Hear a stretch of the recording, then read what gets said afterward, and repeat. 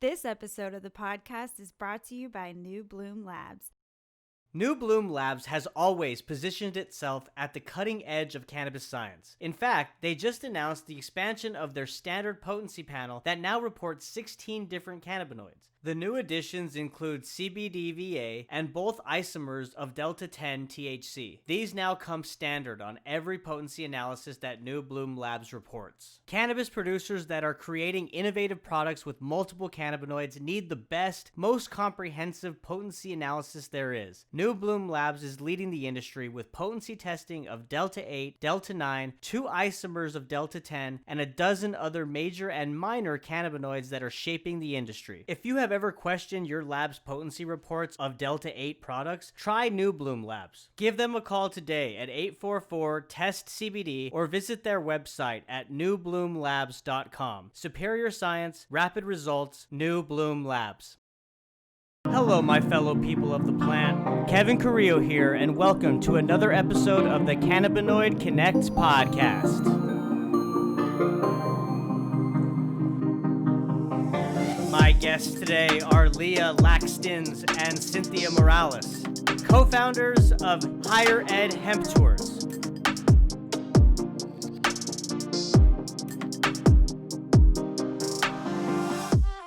Leah and Cintia, the women of Higher Ed Hemp Tours. How are you, ladies? Excellent. It's great to be Really here, Kevin. good. Yeah, thanks for having us. Absolutely. I'm so excited to have you on today. Cintia, I know before we recorded, we talked. This is our first time meeting, which is very nice to meet you. And I met Leah at the CBD Expo last month in Houston. So it was great to meet you there, Leah. Yeah, that was a fun time. It was, yeah. Great to see the industry and consumers that are interested out, obviously maintaining social distance and doing the mask protocols, but it's encouraging to see that this industry is still thriving even during a pandemic, you know? Yeah, Definitely. absolutely. I think it's thrived most during this pandemic. That's exactly right. Yeah, I mean, that whole labeling of being essential business was huge. And the way in which the industry pivoted to adhere to those guidelines and help the community in times of need was really remarkable. So just proud to be part of it and super excited to be talking with you ladies today. And before we jump into Higher Ed Hemp Tours and all the great work that y'all are doing, let's first start with both your backgrounds. So Cintia, let's start with you. Tell us a little bit about how you got interested and started in cannabis. Sure. I mean, I've been a cannabis enthusiast for, I don't know, years, I'm gonna say. But, I did start getting curious about cannabis way later, like than most people. I would say it would be after college, after I got the chance to travel around to teach English and Spanish. That's actually my background. I traveled for about 3-4 years, and throughout my travels, I ended up just kind of experiencing cannabis in a whole other way, because coming from a Mexican family, cannabis and marijuana alone is just seen as the worst thing you can possibly do. So for me to experience it with people in a more a cultural way or in a religious way, or doing it something for wellness, was very different. So, kind of fast forward later, I moved back to Austin after getting my master's in education. And my plan was to go back out there and continue exploring the world. But then I met Leah, and I got a full-time job here too as a director at a language school, which is kind of what I've been doing most part. That's been my full-time, focused on education. And so Leah and I became smoke buddies for a while, and kind of found our way into this business, because at some point we kind of came into a crossroads with our own industry. It was like I didn't really want to continue what I was doing, but I knew I loved education. And in about, I don't know, 2018, 2017, we kind of decided, you know what, let's see what's out there. And that was mostly because of a deal that that came up to Leah for some isolate, I believe, right? That we had no idea what that was about. She was like, hey, what does that even mean? What is hemp? What is CBD? And we kind of took the 1 year to just travel around the nation, go to different expos, learn more. And once that happened, that's when we decided, I was like, okay, I want to be in this industry and I can educate, so, and realize that that was a huge, huge thing, Yeah, need. and see exactly seeing that opportunity as an educator, seeing the opportunity for Yes. education in an industry that's in its infancy, right? I mean, what could be better? Completely, yeah. And I never even thought that that could be possible. We kind of talked about different things that we could do other than education, but it was kind of, just an epiphany when we were like, wait a minute, I'm an educator. Like, why can't we just cross this over, And so it worked. So having that as a background, and then Leah's background with business, which she'll tell you about right now, I think that was a really good connection that we decided to make. Absolutely. Hmm. Absolutely. Yeah, and so how about you, Leah? That's awesome. Tell us a little bit about your background. Yeah, I've been a strategic advisor for small businesses for almost 20 years now. So, like Cynthia said, it was natural fit coming into hemp. I don't know why we didn't get to that epiphany sooner, but we were like, business strategy education. That's exactly what this industry really needs. So, did a lot of work in construction. So, definitely very interested in the hempcrete applications and those building code kind of sides of things. But like Cynthia said, we basically were just looking for some kind of opportunity outside of the industry that I was in back in 2017.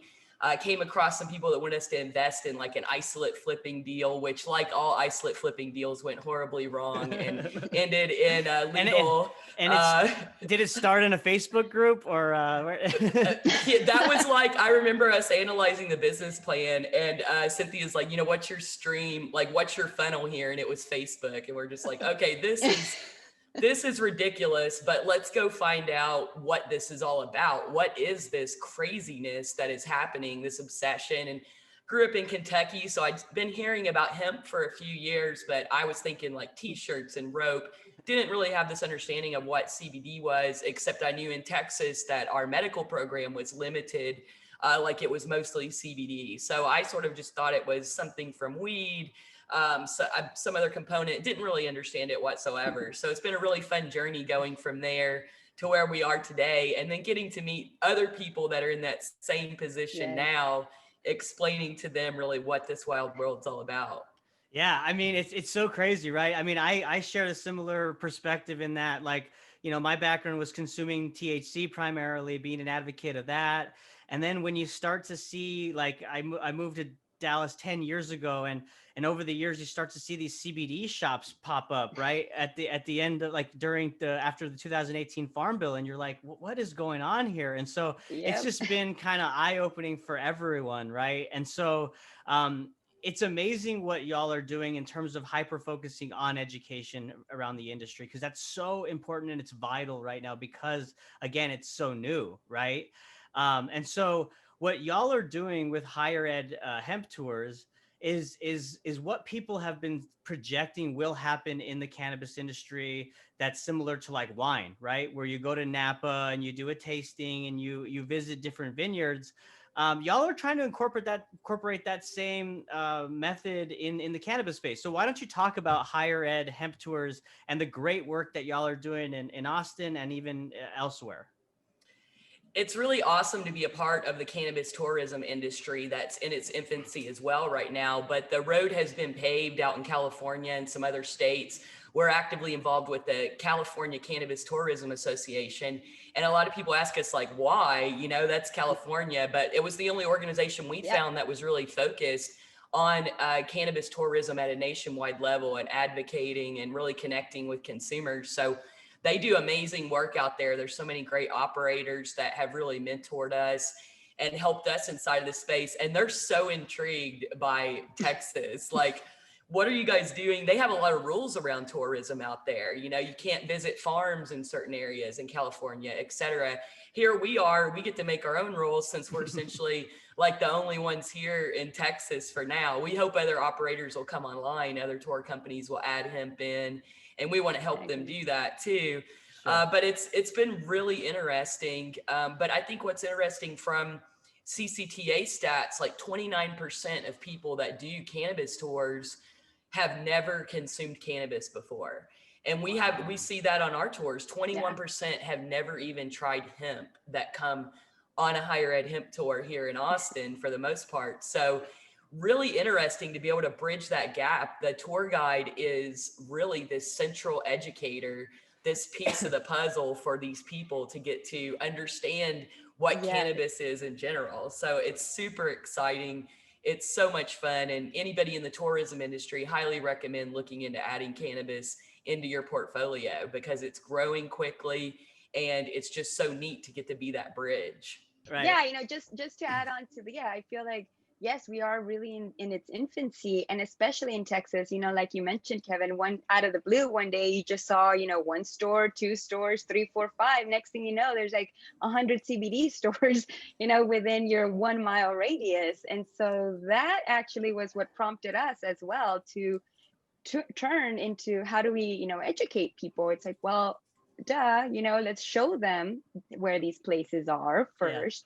But then two, that's when we started noticing that maybe we shouldn't show them everything because not every store really knew what they were doing. At the time, there were no farms when everything first started. So now we're very excited that we have some farms that we can actually, go and take people to so they can see from seed to table. That is a big journey that we really want them to connect because a lot of people never get to see that. You see a final product and it doesn't even cross their mind like, oh, this is cannabis, this is hemp, this is a plant. So making it and keeping it focused with interactive experience is what we really want to do. So touching it, feeling it, sampling it, talking about it, and then hopefully them, connecting with certain brands or certain products or even certain cultures with it as well. Yeah. So it's been fun. Well, and half the battle is having an audience that's eager to learn, eager and willing to learn, right? As an educator, you would know that, Cynthia. So Yes.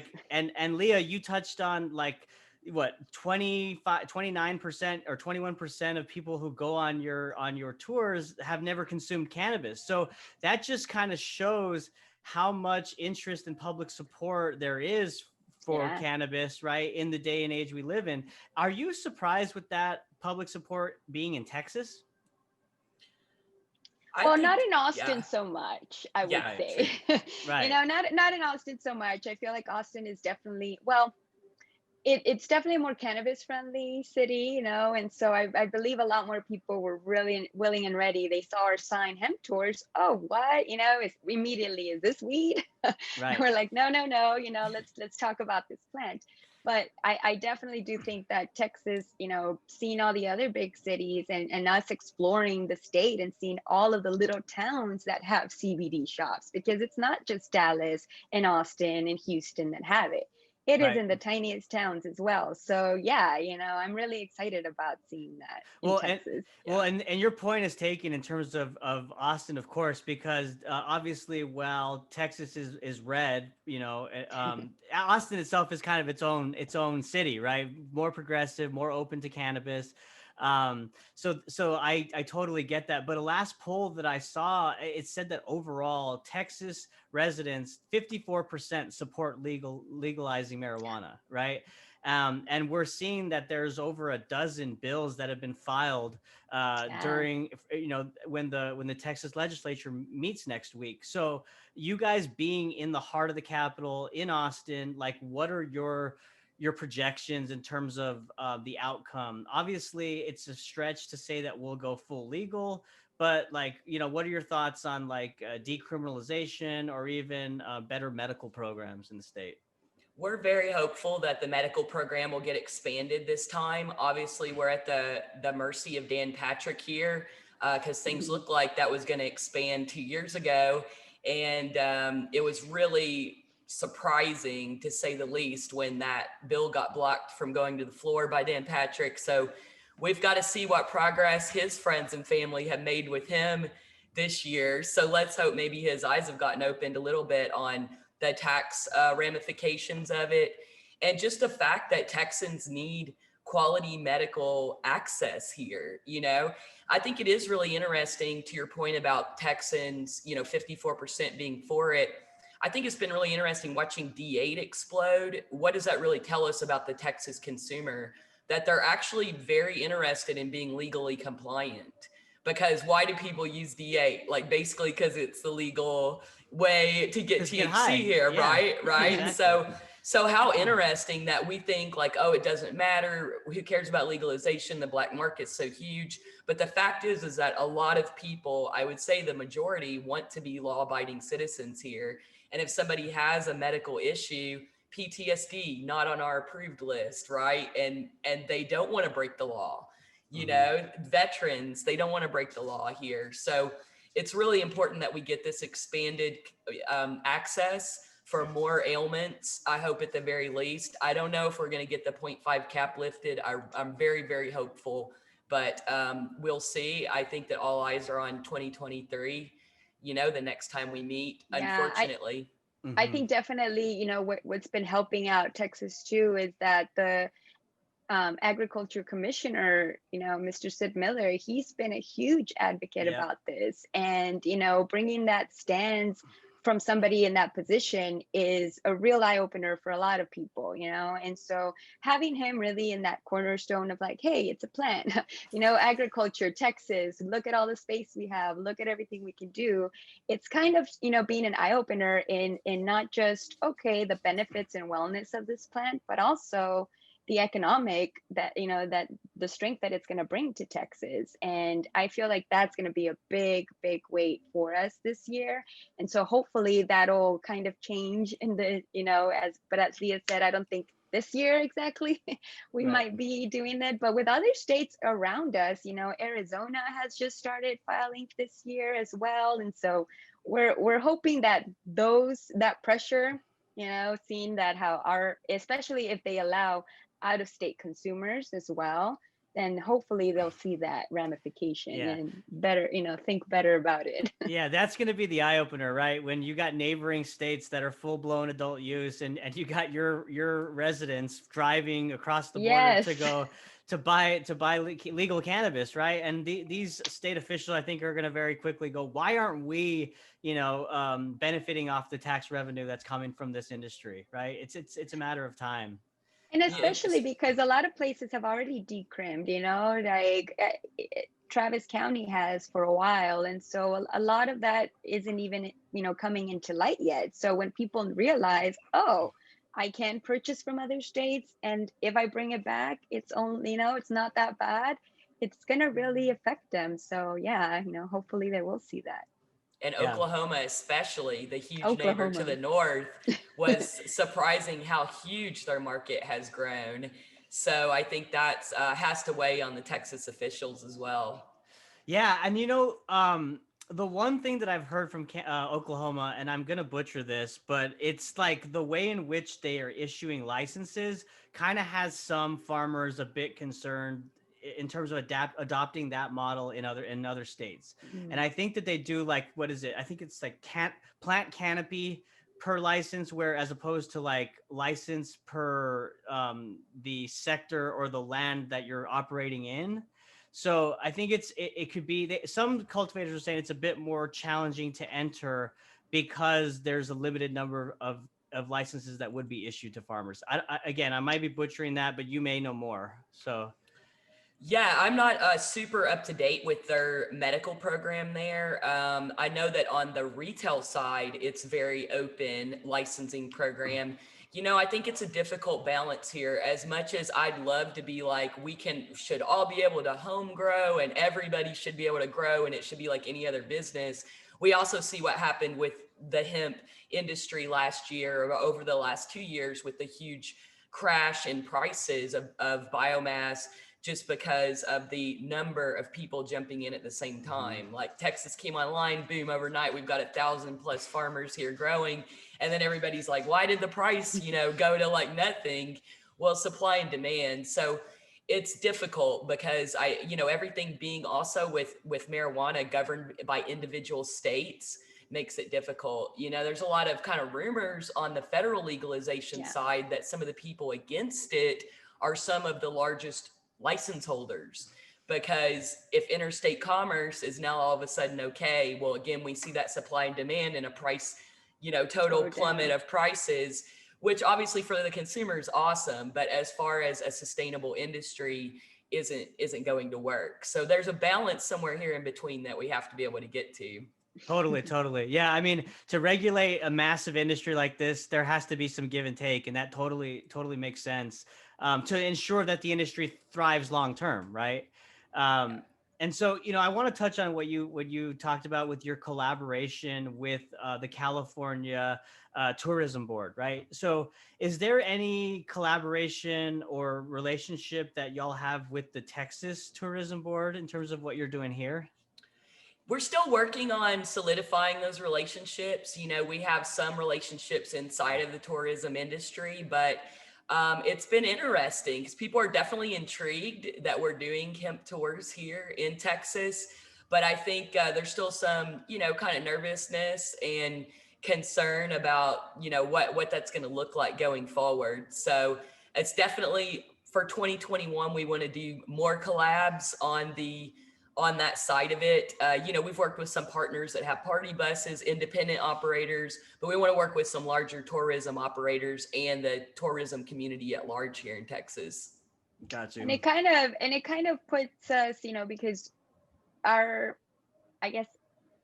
specific industry right now, in Texas, as it grows, then that's how we'll grow. If there are no places to take consumers to, well, then we can't really have a tour. If there aren't places that are allowing you to smoke or to sample or to try or to even, talk about it, because there are places that won't rent out a space just because, oh, you're talking about this. No, we don't want anything to do. So it's breaking the stigma, not just in people that are selling this, but as also as us as educators, that we can't advertise as much, we can't post certain things because immediately we get blocked. So it has been difficult trying to reach, outside of working partners that are not familiar with the industry. But I definitely think that now that that's booming and there are more farms, more places to go, the Texas tour industry will see that, and say, oh, okay, now we see what you're talking about, where you could go, what you can do. Because a couple of years ago, it's like, well, what does that mean? What would a hemp tour involve? So we were really doing tours at other states. We were doing a lot more private tours, very much industry tours, because we couldn't take anybody here. There were no manufacturers, there were no process, nothing. Right. So, bringing that experience, hopefully as Texas grows, then yes, we hope to do that as well. And Cynthia, you mentioned that when y'all first started, I think here in Texas, you were kind of including every stop, right? Every retailer, and you guys have really been more prescriptive over the years because, from what I read on your website, your mission is to connect hemp consumers with their perfect brand experience. So why don't you talk a little bit about how y'all are making those experiences so personalized? Yeah, so we usually try to create every tour with a theme. We'll have a wellness theme, we'll have a smoke theme, we'll have, depending the season, the holiday.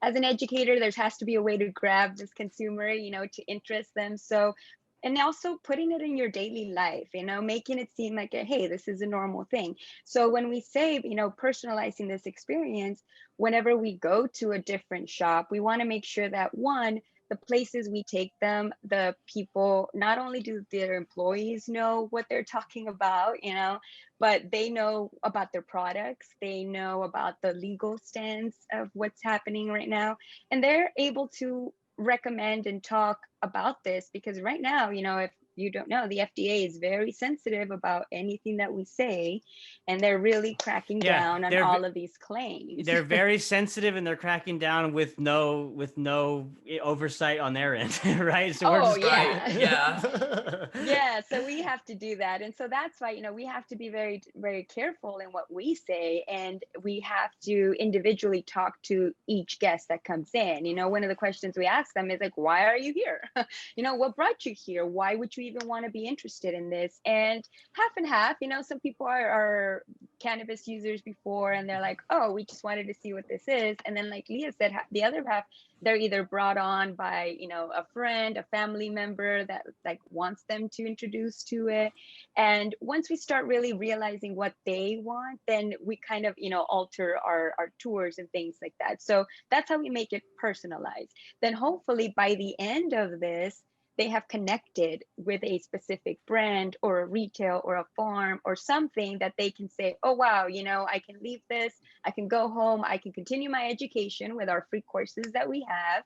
And two, I can also now, I know a place that is reputable, it's verified, it's trustworthy, and hopefully that eases somebody, because I mean, there you can find CBD at a gas station, you can find it anywhere on Amazon. And so those are the first things we tell people. Don't buy from a gas station unless you know the specific person and product. And, try not to buy online. Yeah. You don't know where that's coming from. Yeah, So, stay away from CBD Amazon products. Yes, and gas stations. That's good advice. Exactly. So Yes. putting it all together in, hey, this is where you can find it in your daily life, making it personal, and then also attaching some sort of theme to it so that they can remember and have fun, Right. And be different for every time. So you can do the tour multiple times, and it's always going to be something different. So. Right. Well, here's another question. So going back to that stat that Leah threw out regarding the number of people that go on the tours but have no experience with cannabis, what is the common first reaction that these people have on these tours? I think we get one, it's 50-50. It's either, okay, so like, when are we smoking weed? Or it's like, wait, is this tour legal? And we're always like, why did you come on something you thought was illegal? Like, what is wrong with you? And then the other ones, we're like, do you know Texas law at all? But we say those things in very nice ways, obviously, Yes. to the consumer. Yeah. And we get a big kick out of it, because it's like really breaking down these stigmas at this very basic level, because people are misinformed on cannabis here in Texas, regardless of the city that you're in. So it's very, very interesting. And it's also interesting to see the actual the progress of somebody's mind, because we've seen people that come in that really somebody brought them, whether it be their daughter brought them, their son, somebody brought them, so they were, first of all, they're not really at ease, and they walk into a store and don't even want to touch anything. They put their hands behind and they're just like, is this even legal? Like Leah said. And then of course at stores sometimes we talk about the products, what you should look for, and that's when they start becoming more serious about it and be like, oh, this is a legit business, and we make sure that we say, hey, this is, it's a Texas certified business. Look at their license. Look at, just point these certain things out that'll make them feel at ease. By the end of the tour, you'll probably see one of those persons like, okay, I'll try a topical. Yeah. And that was it. But you know what? That is amazing to us. That's one progress, one small thing that we can change. And hopefully, that breaks it into them looking more into what hemp can do. Because it's not just about CBD, there's so much more. Right. I would chalk that up as a win for sure. And what's funny is, Leah, you said the 50-50 thing, like when do we see the stuff that gets us high or is this illegal? I bet that Delta 8 even makes that more confusing for people, because when they actually try Delta 8, they do feel that psychoactive effect and they're like, wait a second, like, how is this legal in Texas? Right. So have you had those conversations also or not? Yeah, so we, we've been pretty much virtual this year and self-guided in nature. And we've stayed away from the Delta 8 topic, specifically in the beginning, just over legal concerns and our advisors sort of telling us to stay out of that for now. But as it's sort of grown and things like that, it's gotten to the point where we can't really ignore it anymore, you know?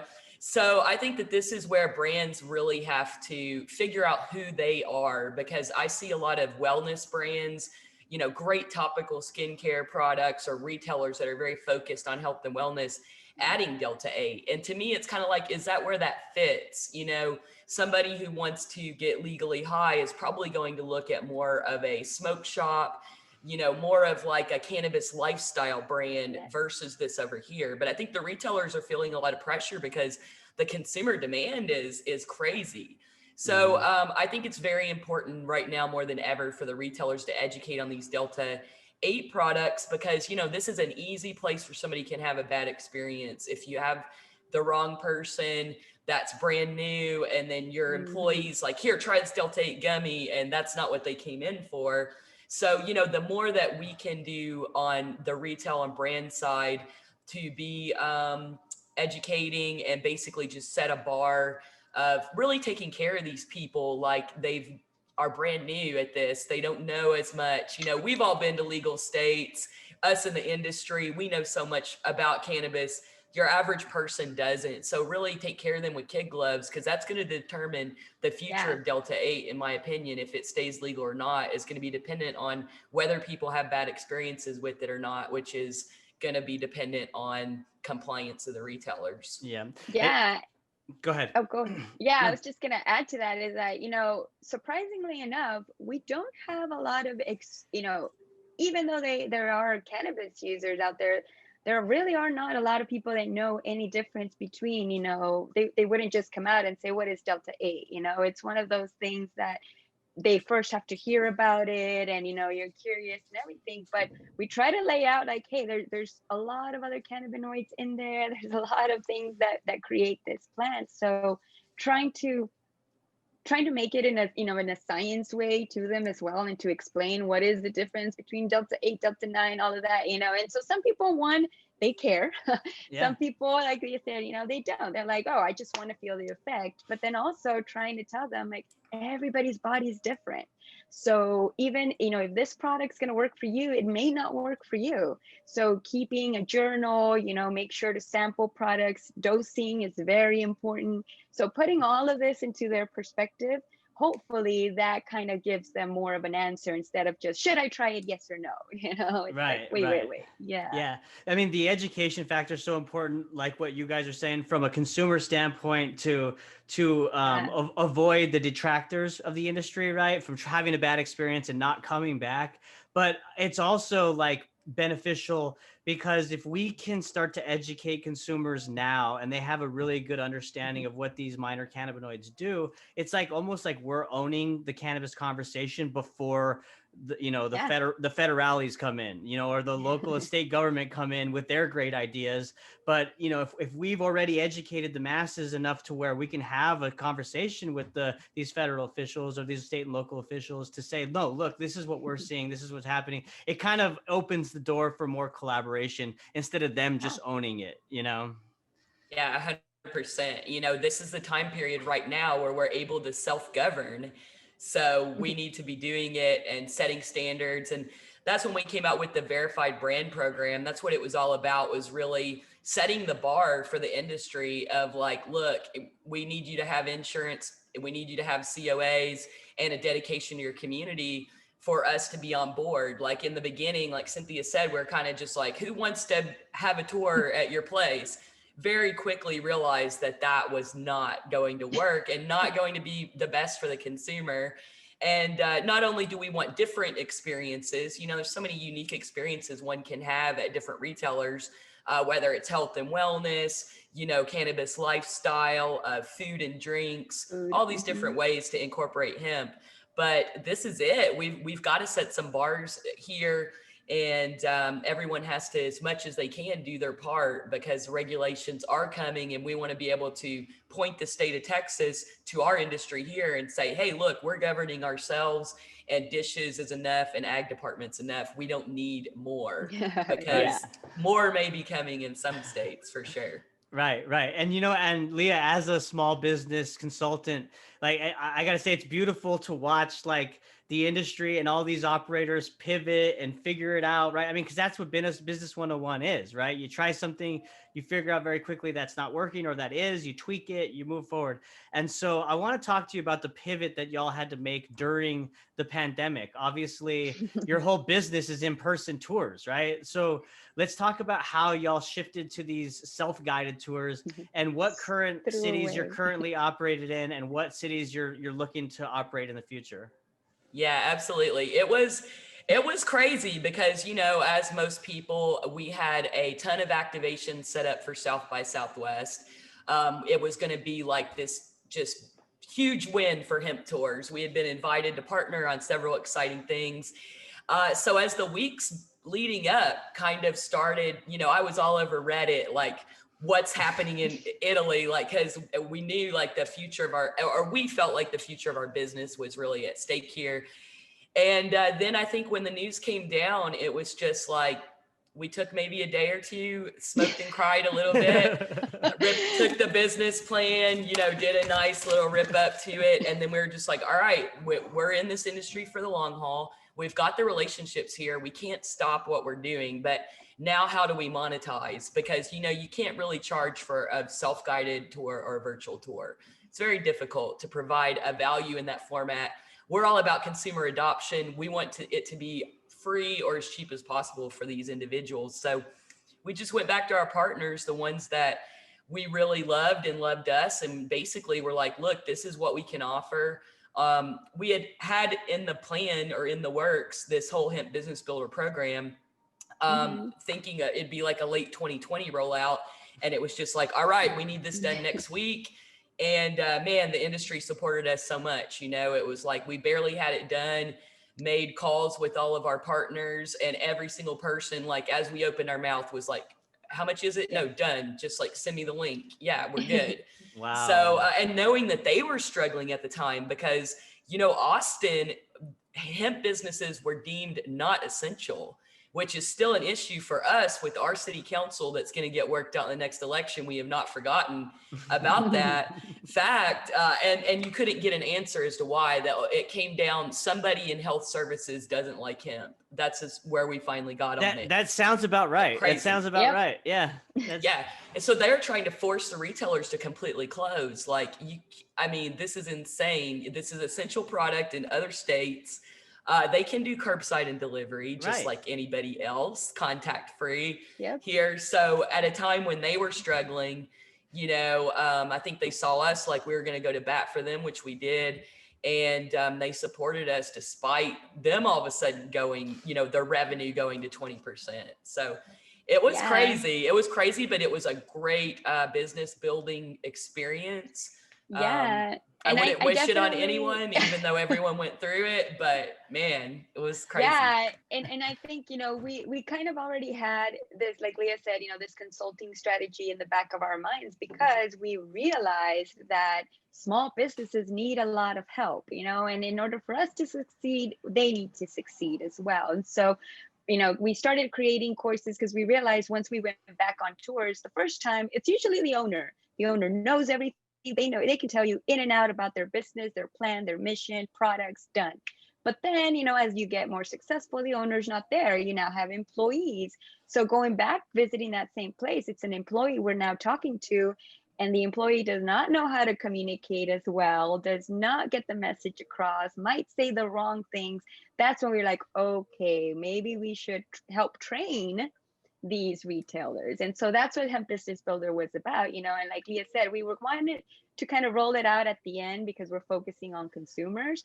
But at the beginning, you know, starting March, April, we really were like, okay, let's get this out now so that this is the time, you know, they have the time to read, they have the time to study, they have to do all of that. And so they loved it, you know, they liked all the help.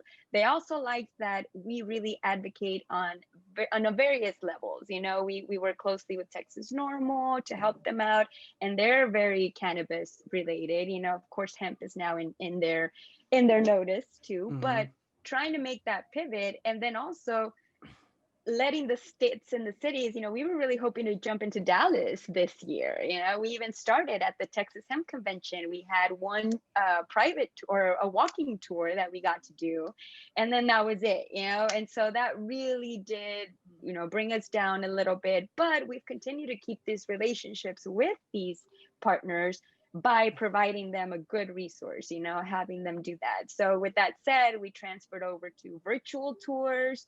We were able to, you know, we visited some places. We had already recorded some videos, so placing that on. We also started doing self-guided tours. We did the first one here in Austin.